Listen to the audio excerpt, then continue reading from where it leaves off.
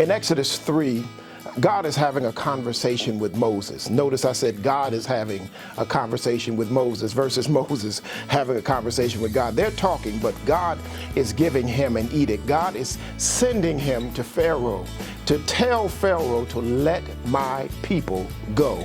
Now, in this conversation, Moses is listening, but Moses has some apprehension. There's some fear there with Moses. How am I to go to this Pharaoh and tell Pharaoh to let your entire economy go, to let this whole nation of Hebrews go who affords you your way of life? How can I go and do that? And then after I have done that, by what name do I tell the Hebrew people to follow me? By what name do I speak?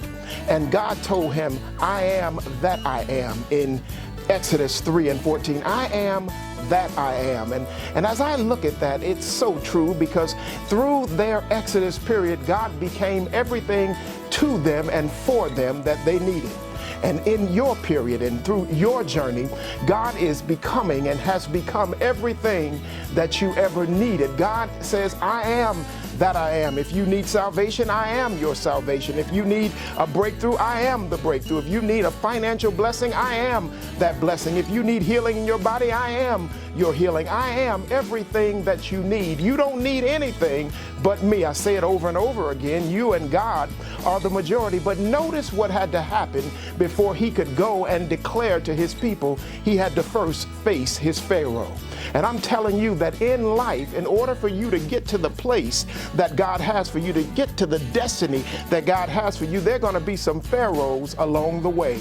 And you can stand there and hope that those Pharaohs will open a door and let you come through, or you can press your way through the Pharaohs, but you have to face them, and you have to face them boldly. But listen, you don't have to face them boldly by yourself. You face them knowing that your God has said that he will never leave you and he will never forsake you. So when you face your Pharaoh, you're facing your Pharaoh knowing that the I am power of God is backing you. When you face your Pharaoh, you know that every situation shall be worked out, because you're not facing the injustice of the Pharaoh by yourself.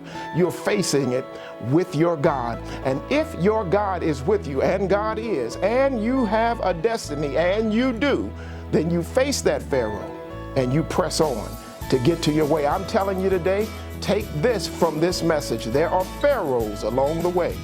You have to face them if you really want freedom.